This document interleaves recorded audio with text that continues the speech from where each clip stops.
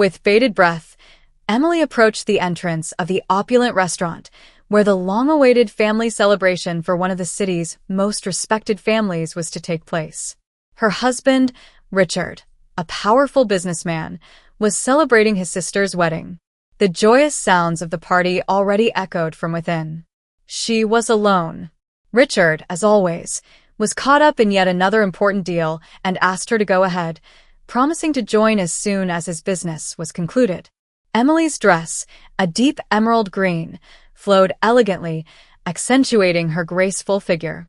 Her hair was styled in an elegant updo, revealing her long neck, and light makeup subtly enhanced her expressive eyes. She looked truly stunning. The hand clutching her small clutch bag trembled slightly with nerves. Emily took a deep breath.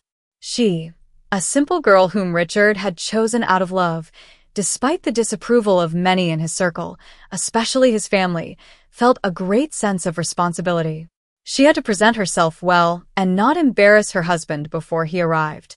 She knew that from the very first moment, she would be under the scrutinizing gaze of her haughty mother-in-law and her spoiled daughters, Richard's sisters, who were ready to find any reason to criticize. She approached the maitre d', an imposing man in a formal suit. Emily gave her name. He scanned the guest list. Then he looked up at Emily.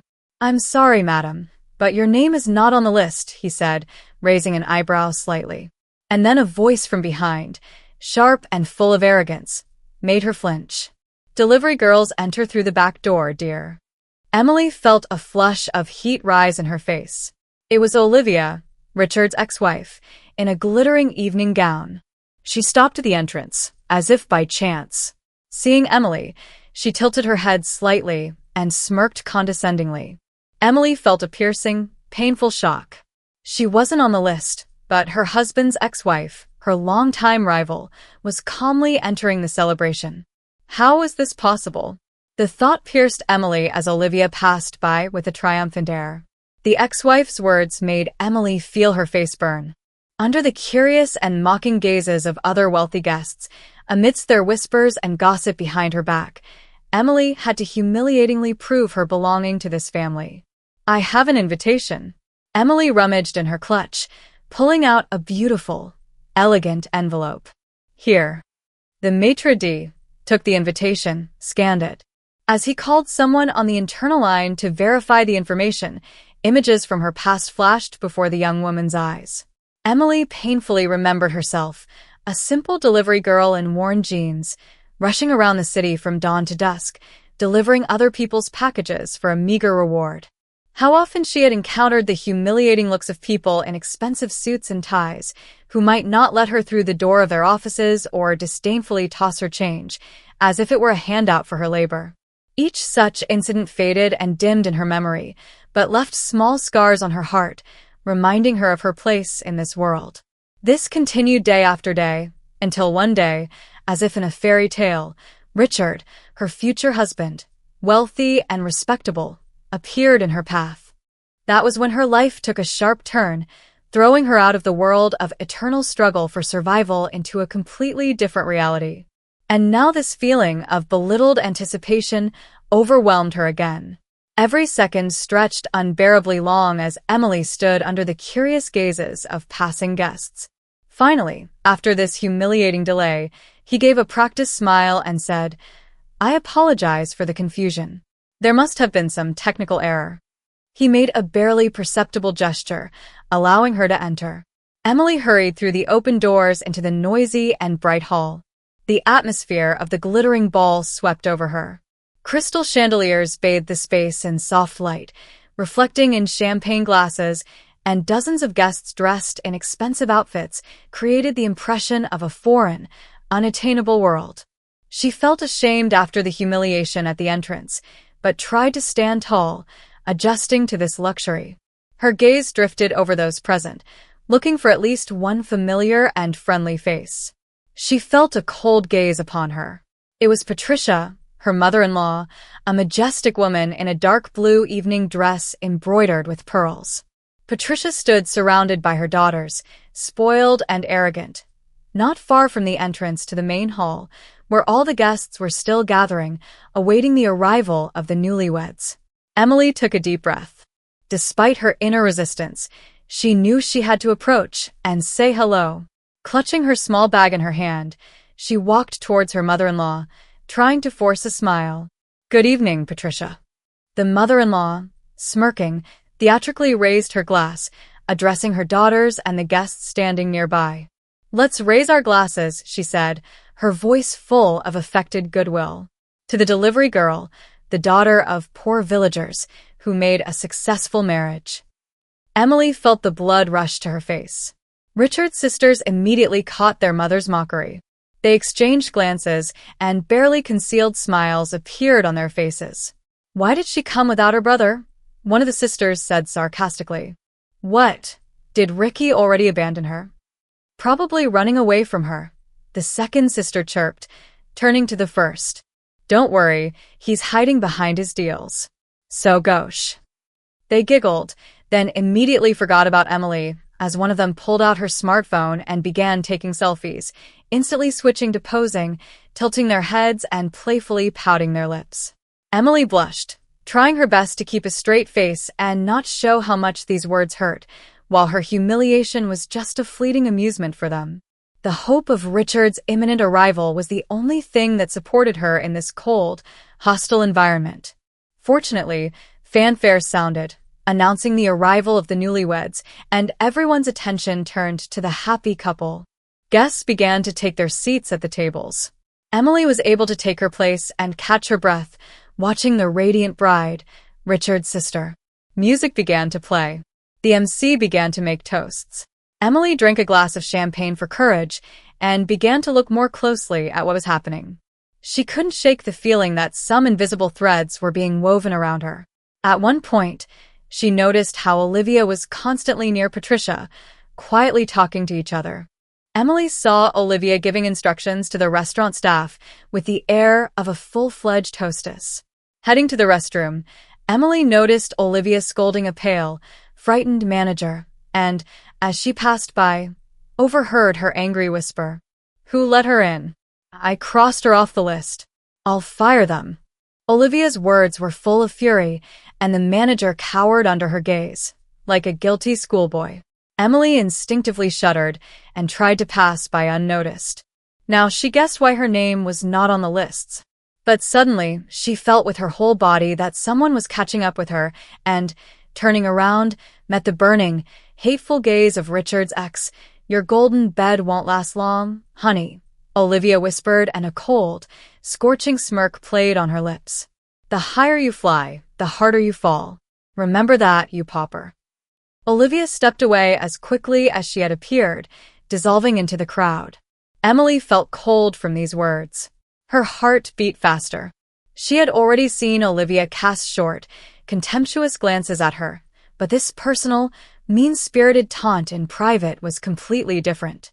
After a while, when the toasts and music died down for a moment, some guests went out onto the spacious terrace, which offered a breathtaking view of the evening city, where myriads of lights were already lit. Emily also went out to breathe in the fresh air, to recover a little. She strolled slowly along the balustrade when she noticed her mother-in-law and Olivia standing aside with glasses of champagne. "Olivia, darling, you've outdone yourself," Patricia said admiringly. Her voice was louder than usual, clearly for those around her. "The banquet is simply magnificent." Emily stopped nearby, as if admiring the view, and listened. Her mother-in-law and Olivia moved a little further, closer to the edge of the terrace, and their voices became quieter, conspiratorial. Emily slipped behind a tall floral installation to remain unnoticed, and from there she heard fragments of phrases. "It's getting harder and harder for me to hide your presence in the administration from Richard," her mother-in-law said with annoyance. "He's so unhappy with our current affairs and threatened to enforce his own rules here." "Relax, Patricia," Olivia reassured her, lowering her voice. "You cover for me, as agreed, and I help siphon off money. This will bring you far more than handouts from your son. Richard doesn't care about your restaurant, and we agreed that we could manage without him." Emily froze. So, Olivia wasn't just scheming, she was deliberately deceiving her ex-husband, using Patricia to divert funds from the family business. This wasn't just a long-standing acquaintance between the former spouse and her mother-in-law. It was a strong, insidious connection aimed at stealing family assets. Her heart pounded in her temples, and her blood rushed in her head. Where was Richard? Why was he taking so long? Didn't he really see what was going on behind his back? All her hope was in him, in his love and protection in this hostile world.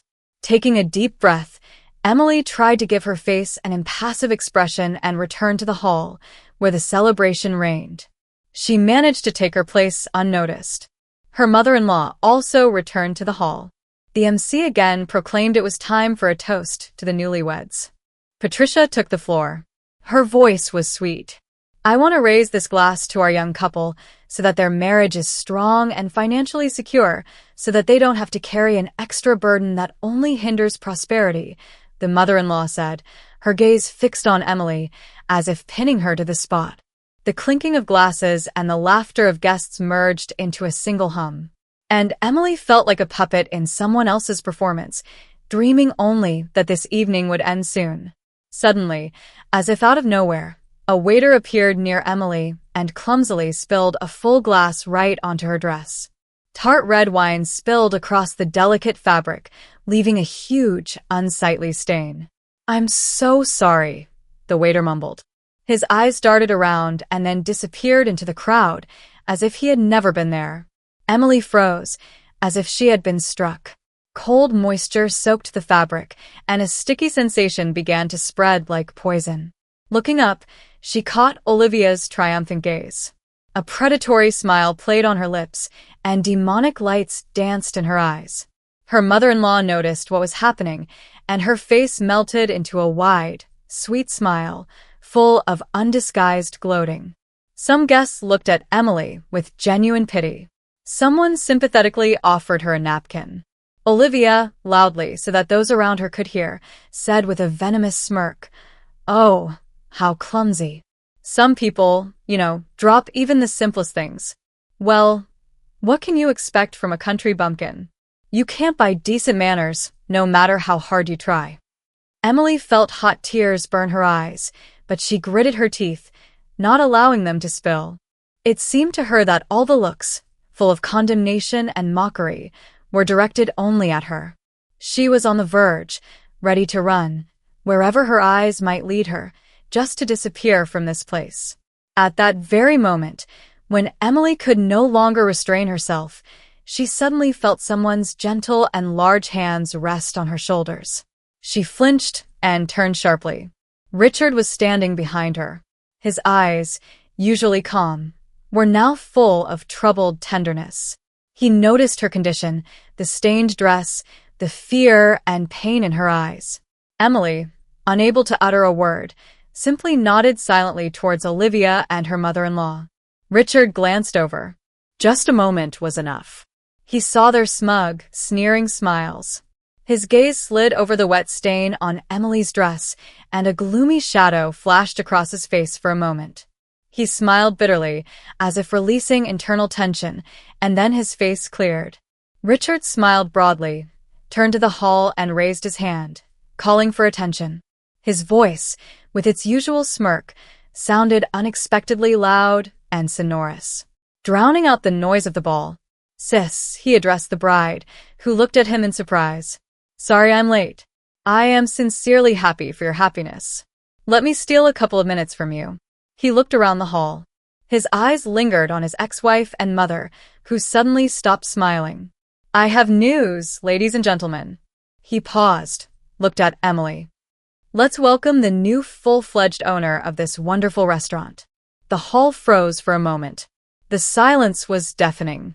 All eyes turned to the astonished beauty in the emerald dress, then to Richard. Then, as if on command, deafening applause broke out. Emily sat completely stunned. She looked at Richard with wide eyes, then stood up. "Honey," she whispered, "you didn't warn me." Richard smiled tenderly, leaned down to her and whispered in her ear, so that only she could hear. "Well, darling, remember when I asked you to sign the documents to open a new company? Well, I registered it in your name. This company now owns the restaurant. You are now in charge, the full owner." I believe you can handle it. Emily looked up at him. There was such confidence, such support in his words that all fear and humiliation vanished. She felt an incredible strength filling her. Richard's announcement of the new owner of the restaurant sounded like a thunderclap. Patricia, who had been sitting with a sugary smile, cried out, "What? Richard, what are you saying?" But her voice was drowned out by the growing noise in the hall. The applause subsided when Olivia, pale with anger, stepped forward rapidly. Her eyes flashed with lightning. "What is this, a circus?" she shrieked. Her voice trembled with indignant rage. "Richard, have you completely lost your mind? What owner? This is my restaurant. I'll kick everyone to hell." Emily, who had been in shock just a second ago, suddenly felt a surge of strength. Olivia's threats sounded like a call to action for her. She stepped towards the offender. "You're mistaken," Emily said surprisingly firmly and authoritatively. "From this moment on, you no longer have any connection to this establishment." Emily turned to the pale administrator, who was standing nearby and well remembered the reprimand from the former owner. "Please ask this lady to leave my restaurant immediately." The administrator, instantly grasping the new balance of power, smiled imperceptibly. He turned to Olivia, and a hint of barely concealed satisfaction sounded in his voice. "Please leave, madam. Now."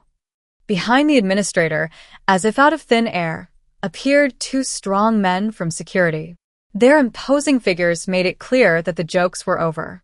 Olivia backed away, her face contorted with anger and humiliation. Under the condemning murmur of the hall, under the weight of dozens of gazes, she, like a beaten dog, rushed to the exit. Richard, waiting for his ex to disappear, turned to his mother. "Mom, I checked all the accounting of this restaurant and, to my displeasure, found serious financial holes that appeared during the time I was busy with my projects. That is why the restaurant came under my full control, and Emily, as you have already heard, has been appointed manager. If you want to continue to be a beneficiary and receive your share, then please learn to negotiate with your daughter-in-law. Otherwise..." Patricia glared at Emily. Her eyes narrowed, but immediately, as if remembering her own benefit, she suddenly changed sharply, and a sugary smile appeared on her face. Emily calmly and confidently withstood her gaze. There was no triumph, no gloating in her eyes, only firm determination. Richard turned to the hall again. His smile widened, and his voice became apologetic but friendly. "Dear guests, I apologize for the small family drama that, unfortunately, unfolded before you. Dear sister, dear newlyweds, my deepest apologies for interrupting your celebration, but you know me and, I hope, forgive me." He raised his glass. "And on this occasion a toast, so that in your future family, the rear is always reliable, so that love knows no barriers, and the family hearth burns brightly and gives light to all who surround it, for the young." The guests responded with a harmonious clinking of glasses and joyful exclamations. Emily, standing next to Richard, felt protected and strong. She knew that her Richard, her husband, was her reliable rear that would never let her down. The celebration continued until late at night, and Emily no longer felt superfluous at this celebration of life.